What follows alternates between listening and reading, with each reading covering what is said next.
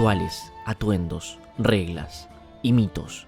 Muchos mitos dan vida a una institución cuyos orígenes se remontan a la Edad Media. Para muchos, hablar de los masones es referirse a un grupo de gente misteriosa y con poder, gente que opera desde las sombras.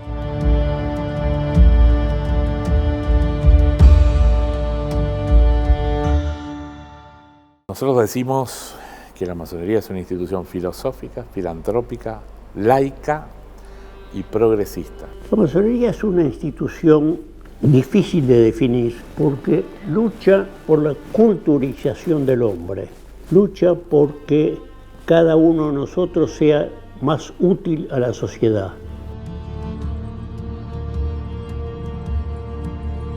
Declaro abiertos los trabajos de esta avenida pública.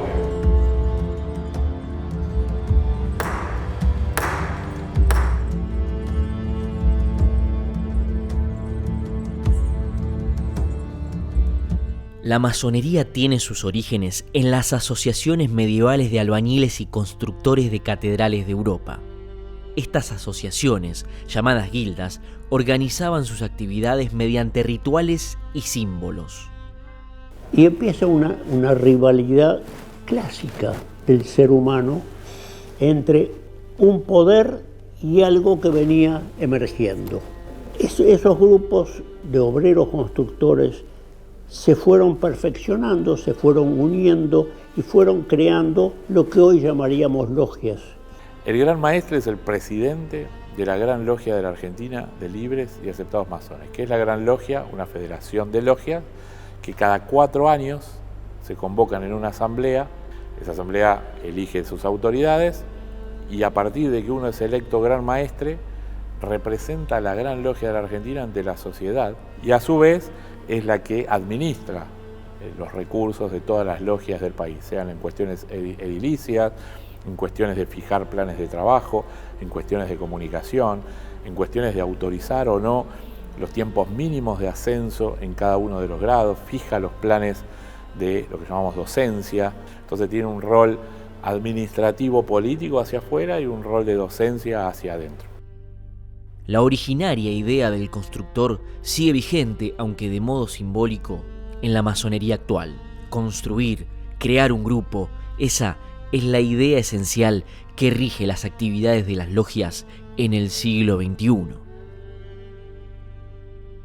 En las reuniones masónicas donde nos juntamos solamente entre masones, discutimos cómo mejorarnos a cada uno de nosotros con el conocimiento, lo que vos sabés y me lo transmitís y yo trato de asimilarlo y junto con lo que yo sé mejorarlo para cuando se lo comento a ella. La esencia de la discusión es múltiple, muchas veces son preguntas existenciales que son muy individuales, por ejemplo la existencia o no de Dios, la existencia o no del infinito, esas son cuestiones filosóficas, si querés, donde uno viene a cuestionarse y a nutrirse a partir de las ideas de otro. Y después hay temas absolutamente operativos que pueden traducirse en un proyecto de ley, en una nueva asociación civil. Se presenta un trabajo escrito, como te digo, de la más diversa índole y se concede la palabra para el debate, con una condición o una premisa. Cuando alguien se para a hablar sobre ese trabajo, se pide que sea para aportar a ese trabajo o a esa postura. Si vos no estás de acuerdo, se pide que hagas otro trabajo, quizás sobre el mismo tema, pero con tu postura, tu idea de lo que querés decir. Entonces, los que se paren a hablar aportarán a tu postura también. La tenida fúnebre es un rito masón cerrado a los miembros de las logias. Este ritual se realiza una vez al año y es para rendir homenaje a los hermanos masónicos fallecidos. La vida es la razón de la muerte y la muerte es la razón de la vida. Además de la vestimenta oscura y solemne, en este tipo de ceremonias se suelen incluir símbolos y costumbres relacionadas con la vida, la muerte y la trascendencia. Más allá de los rituales especiales, la actividad semanal de las logias está marcada por las tenidas, reuniones o asambleas formales donde los masones se congregan para discutir temas de distinta índole, así como para fortalecer los lazos de fraternidad entre sus miembros. En 1857 se fundó la Gran Logia de la Argentina de libres y aceptados masones. Durante el siglo XIX y principios del XX, la masonería desempeñó un papel clave en los movimientos que promovían la modernización, la separación de la Iglesia del Estado y la promoción de los derechos civiles. Argentina tuvo 14 presidentes masones. Hay un evento canónico que sirve para ejemplificar la relevancia de la masonería en la historia política argentina. El 17 de septiembre de 1861 se llevó a cabo la Batalla de Pavón, un combate decisivo en las luchas internas que siguieron a la independencia. Las fuerzas porteñas, comandadas por el general Bartolomé Mitre y las tropas de la Confederación Argentina, al mando del general Justo José de Urquiza, se enfrentaron en un combate que resultó dudoso. Urquiza retiró sus tropas, aún teniendo superioridad numérica. Se sigue hablando en la historiografía moderna del misterio de Pavón. No es ningún misterio, ningún secreto, hay un acta, una conferencia que dio Roque Pérez, primer gran maestre de la Gran Logia, donde llamó a los dos, a Urquiza y a Mitre, les recordó que eran masones, les recordó su juramento de agotar todos los medios de diálogo disponibles, no tomar las armas. Urquiza honró su juramento, se dio media vuelta y se fue. Durante la Guerra Civil Española y tras el ascenso de Franco al poder, miles de expatriados republicanos llegaron a Buenos Aires. Muchos de ellos eran masones. Huían de su país porque para el franquismo la masonería era considerada una práctica subversiva y anti-española. Por la persecución política que habían sufrido los masones españoles, tenían miedo de mostrarse como tales. Su irrupción en las logias argentinas incrementó el secretismo de la actividad, además de fragmentar a la masonería nacional. Entre el inicio del siglo XX y mediados del siglo XX llegamos a ver 4 y 5 grandes logias distintas que significaron un gran debilitamiento y es lo que explica por qué hasta los años 30 tuvimos grandes maestres masones y presidente de la República y después no hubo más por el debilitamiento que tuvo la institución.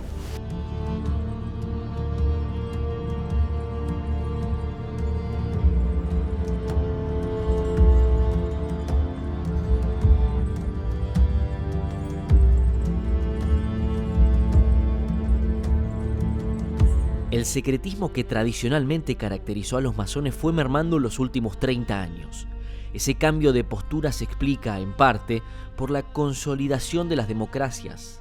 Sin esa fuerza opresora que anteriormente había estado representada por la Iglesia y los gobiernos dictatoriales, no hizo falta ocultar la actividad. Sin embargo, los prejuicios de otras épocas hacen que muchos masones, aún hoy, oculten su condición. La masonería no es una religión específicamente porque no tiene un dogma, no hay una verdad revelada. Nosotros como una institución laica nos nutrimos de la diversidad, de la pluralidad de voces, de la diferencia de ideas. En la unidad mínima de trabajo, que es la que llamamos logia, queremos tener representadas a todas las ideologías, a todos los partidos políticos, a todas las religiones, al que no profesa ninguna. El día de tu iniciación se te cita en un lugar específico que nosotros llamamos templo, que es donde se reúne una logia masónica, y ese día sucede algo, se desarrolla un ritual. Y hay que entender el ritual, hay que sacarle el tabú a la palabra ritual. Digamos, no es que hay sacrificios ni nada por el estilo, más allá de que rondan todos estos mitos, ¿no? También el ritual para mí es una forma ordenada de hacer algo, y que la masonería lo hace de la misma manera o con muy poquita variación desde hace más de 300 años. Hoy los requisitos para ser masón son muy sencillos. Ser hombre o mujer mayor de 18 años, estar conteste con la ley, es decir, un masón está juramentado de respetar la ley de la nación en la que vivimos, y el requisito más importante es estar dispuesto a escuchar al que piensa diferente. Respecto de una de las preguntas más comunes que nos hacen, que es si me puedo ir una vez que ingreso, sí, totalmente.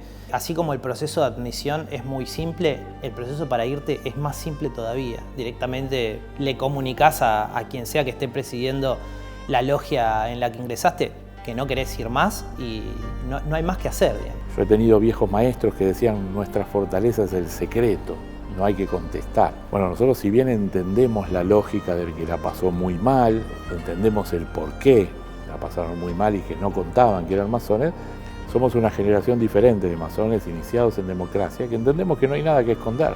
Representamos una corriente que entiende que la masonería tiene que ser abierta, que puede haber tranquilamente algún masón que no quiera contar que es masón por tradición, por su profesión, por prurito a qué podrán decir aún hoy, pero no quiere decir que la institución, por otro lado, debe ser pública, debe contar qué hacemos, debe sacar esa imagen oscura que tenía, como lo han hecho otros países en la región.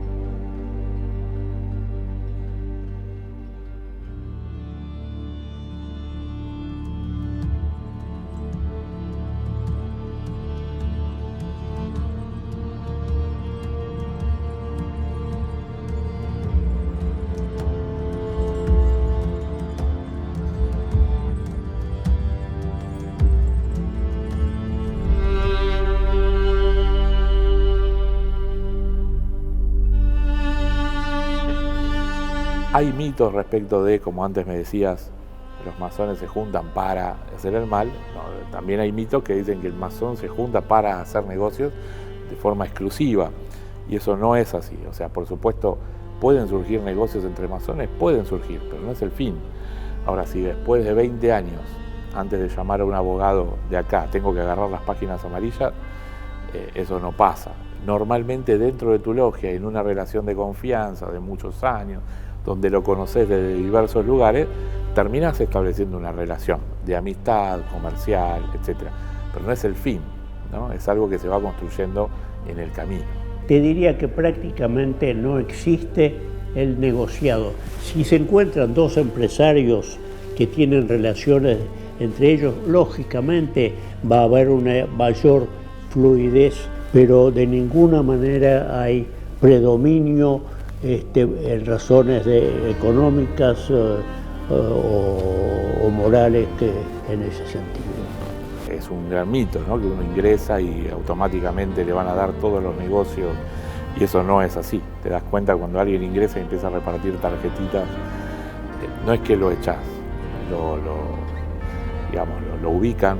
Hay funcionarios, hay empresarios, pero no somos un órgano de gobierno. Sí, algunos miembros nuestros integran el gobierno y intentan, se trata de que ellos lleven adelante los postulados y los fines de orden y de honestidad que la masonería pregona.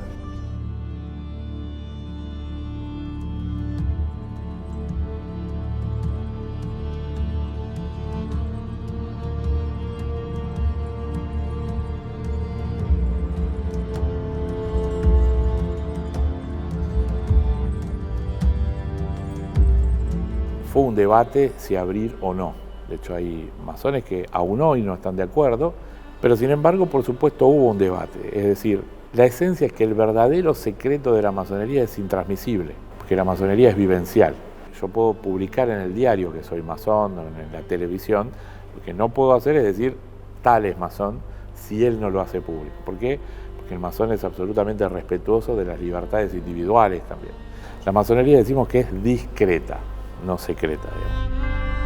Más de 300 años después de su origen formal y pese a los intentos de apertura, la masonería sigue siendo una institución atravesada por el misterio. Con sus ritos y protocolos, los masones continúan ocupando posiciones de poder e influencia.